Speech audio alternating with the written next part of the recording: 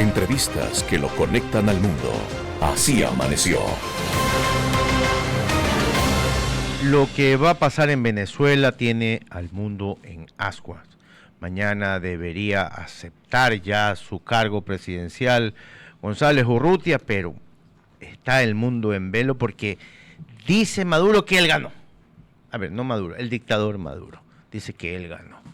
Ayer Diosdado Cabello confirmó muy suelto de huesos el secuestro de Enrique Márquez y de el yerno de González Urrutia. Como decía Priscila, los presidentes, hace unos momentos, los presidentes que quieren acompañar a González Urrutia ya tienen al futuro presidente González Urrutia. Los expresidentes de algunos países han dicho que son buscados por la ley y que no son bienvenidos en Venezuela. Bueno, ¿quién mejor para hablar del tema con nosotros que uno de los periodistas más importantes de ese país, Miguel H. Otero, presidente, editor de diario El Nacional? Señor Otero, gracias por estar nuevamente con nosotros. Buenos días.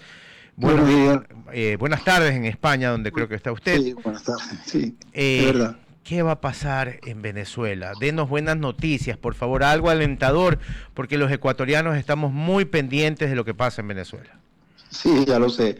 Bueno, es difícil predecir, porque cualquier cosa puede pasar cuando son situaciones o procesos donde el desenlace a través de una ruptura, eso solo se sabe cuando ocurre la ruptura. No es una elección donde la gente va a votar y hay unas encuestas y la gente sabe más o menos. No, esto es una ruptura.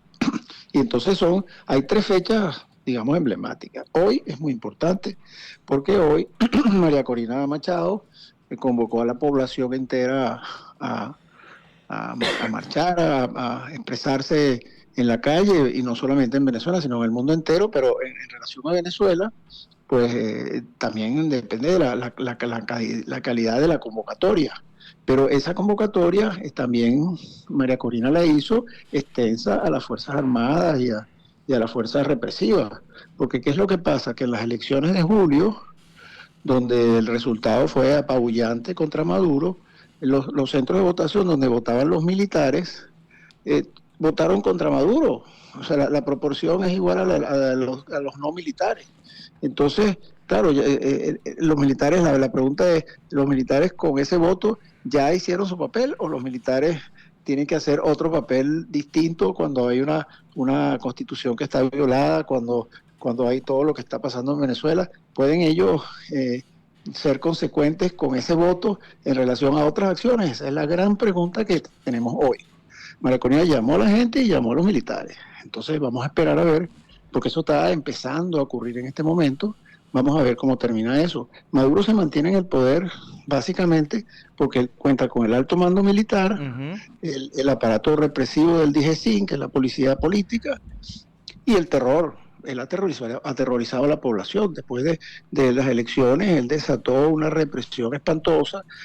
Habían 300 presos políticos, que tenían unas cifras que subían y bajaban, pero ahora hay más de 2.000 y no sabemos cuántos presos más ha habido entre el día de ayer, el día de anteayer y el día de hoy. A lo mejor estamos llegando a 4.000 presos y no lo sabemos. Wow. Entonces, el punto es que el desarrollo de este día es muy importante, es la primera fecha. Después hay otra fecha que es mañana. Mañana es cuando el mundo dice que se va a juramentar, pero claro, el acto que hay planificado por el régimen es para juramentar a Maduro. Pero Maduro no ganó esas elecciones y ellos mismos lo reconocen. De hecho, vi una declaración de Diosdado Cabello hace un rato, donde él se equivocaba y decía, porque cuando María Corina ganaron las elecciones, como diciendo, hasta nosotros sabemos que ellos ganaron las elecciones. Entonces, lo de mañana es verdaderamente un acto que va contra la Constitución, es un acto totalmente ilegal. Entonces, la pregunta que nos haremos, además que no tiene apoyo internacional, los únicos 2 mandatarios que van son el de Cuba y el de Nicaragua, no va más ningún otro mandatario, no van, la Unión Europea ni siquiera va a mandar los embajadores, es un aislamiento, o sea, tan contra un rincón, pues. Entonces, mañana es un punto de quiebre porque termina el gobierno de Maduro, que es ilegítimo, pero algunos lo reconocen, y empieza algo que es absolutamente ilegítimo, que es el gobierno de Maduro, digamos, expresado en esa elección. Esa elección la ganó, como está totalmente demostrado el mundo, y además los números que ellos presentaron son inconsistentes, ni presentaron actas ni presentaron nada. Entonces mañana hay una ruptura del hilo constitucional muy marcada, no sabemos qué pueden hacer las Fuerzas Armadas, no sabemos qué puede pasar cuando hay esa ruptura. Segundo día importante.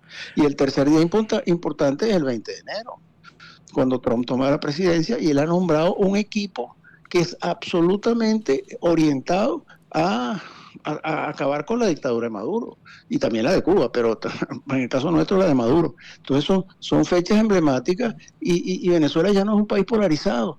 Venezuela es un país donde todo el país odia a Maduro, no lo quieren ni los chavistas ni lo quieren los militares. Solamente el equipo de represión, porque esto que él ha hecho, entregándole unos rifles, unos fusiles al pueblo, como dice él, eso es una cosa mediática.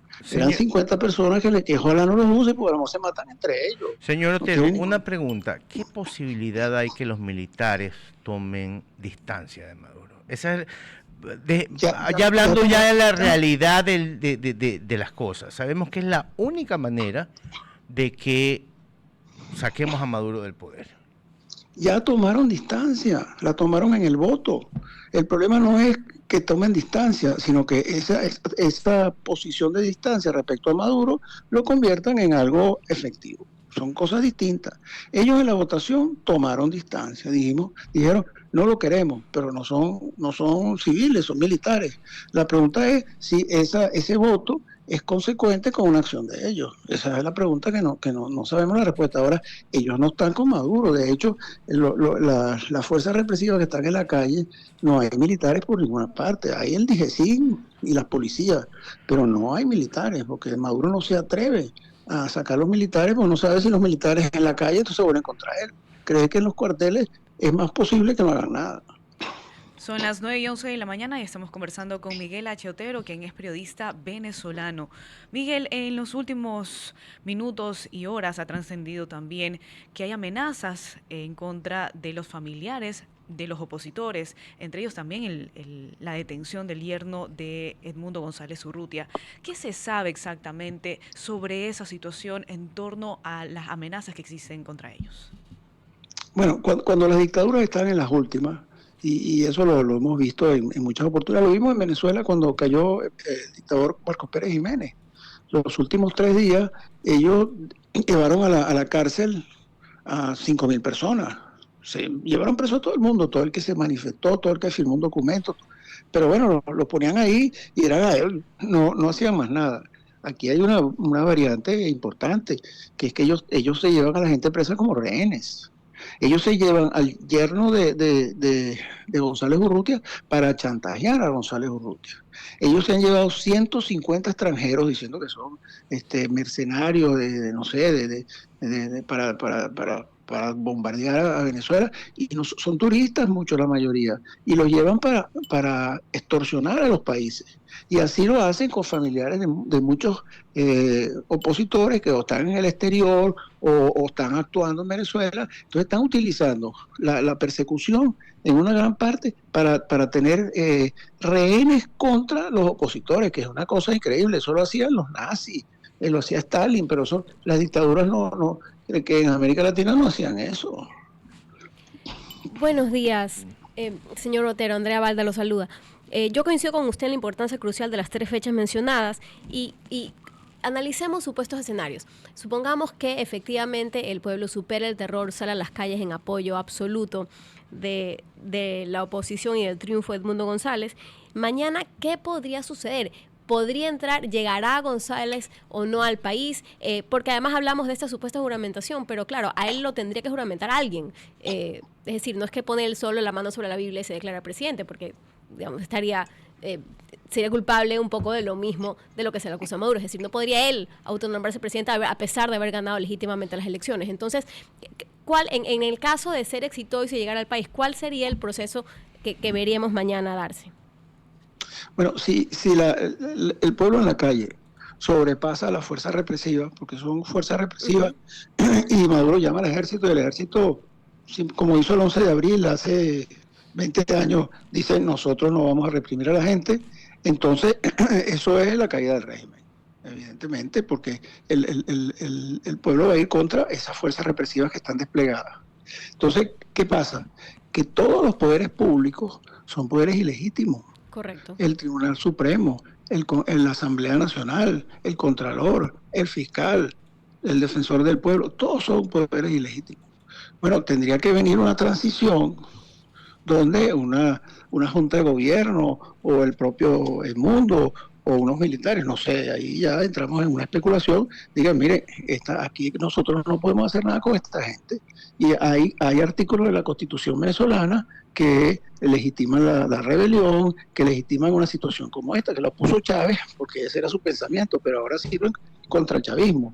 Entonces, con esos artículos de la Constitución, bueno, hay un gobierno de facto de transición que reconstruye a dedo, por supuesto, este tipo de autoridades, convoca unas elecciones o juramenta el mundo, cualquiera de esas alternativas, y empezaría un proceso también de transición para establecer el Estado de Derecho, en fin, todo un proceso, porque es que esta gente no solamente ha destruido todo, sino que no ha dejado espacios institucionales para nadie que no sean sus fieles seguidores, sus empleados.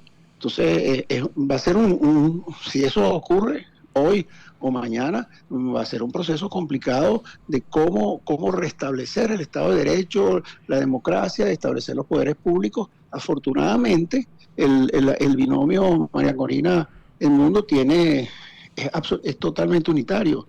Toda la oposición está con ellos. Entonces, el único sector que estaría contra ellos sería el sector del chavismo, o sea, el madurismo que está en el poder, porque ni siquiera los chavistas están con el régimen. Entonces, hay cosas que son más fáciles de hacer, más difíciles, pero evidentemente, desde el punto de vista legal, constitucional, va a ser una operación complicada. Señor Otero, yo lo que todavía no entiendo es, digamos que tenemos la gracia de Dios de que se vaya el dictador. ¿Cómo se va a recomponer Venezuela con tanto chavista, madurista, cabellista metido en todas las organizaciones del Estado? Eso va a ser un dolor de cabeza eterno. A ver, es un lindo dolor de cabeza, por decirlo de alguna manera, pero va a ser bastante complicado. Bueno, va a ser un dolor de cabeza, yo no diría eterno, yo diría al principio. Bueno, le cuento lo de Correa en Ecuador. Todavía hay gente infiltrada en las instituciones públicas. Sí, claro, pero no hay gobierno de facto. Eso salió por unas elecciones, en fin, es un proceso distinto. Aquí estamos hablando de una corporación criminal que tiene secuestrado un país. Entonces ellos tienen, no sé, 9.000, 8.000 cargos públicos que son parte de esa organización. Eso la mayoría saldrán corriendo, otros hay que destituirlos. Pero la reconstrucción institucional es un proceso que pasa por utilizando unos artículos de la Constitución y utilizando la unidad total de la oposición para ponerse de acuerdo en una negociación para reconstruir todas esas instituciones. No es fácil y además es un poco heterodoxo, porque es a través de una ruptura, pero yo no digo que no se pueda hacer. No, a ver, obviamente se puede hacer, lo que digo es que va a tomar su tiempo. En Claro. Venezuela, dentro del país, no debe haber mucho dinero del sector privado por todo lo que ha hecho estos gobiernos de tratar de destruir la empresa privada. Debe haber alguna cantidad de edificios vacíos que ellos en su momento se adueñaron de ellos. Lo que digo es que en este momento, ¿será que el señor González Urrutia ya tiene un plan de llegar al gobierno de cómo reconstituir Venezuela? Sí, claro que lo tienen, pero hay cosas que son de sentido común. Si ellos restablecen el Estado de Derecho en el corto plazo, Venezuela es un país muy rico y además tiene un capital humano que está desperdigado por el mundo y otra parte en Venezuela que inmediatamente se ponen a trabajar. Y dadas las riquezas de Venezuela, el flujo de inversiones sería muy alto. O sea, Venezuela en poco tiempo empezaría a crecer y crecería el primer año con 2 dígitos, porque esta gente ha destruido todo. Ajá. Cuando destruyen todo, es fácil empezar. El problema es cuando es una cosa intermedia. Mire, para darle un ejemplo, Dígame. cuando los rusos y los aliados llegaron a Berlín en el 45, que Hitler estúpidamente decía que él resistía hasta el último hombre, ellos bombardeaban a Alemania de una manera brutal. Ellos destruyeron el 75% del PIB de Alemania. Maduro en 7 años ha destruido el 80% del PIB de Venezuela sin que se haya disparado un tiro. Wow. Bueno, esos son los niveles. la mayor de las suertes, como siempre decimos aquí, a usted, al pueblo venezolano que tanto queremos en Ecuador. La mayor de las suertes al señor González Urrutia. Yo tengo la esperanza, no sé si lejana o cercana, pero tengo la esperanza de que esto se va a acabar ya. Señor Otero, feliz año para usted, para los suyos, y esperemos que Venezuela por fin sea libre. Muchas gracias, y así será. Bueno, esperemos que usted tenga razón y que Dios nos escuche. Era el periodista Miguel H. Otero, periodista venezolano y presidente editor del diario más importante de Venezuela, El Nacional.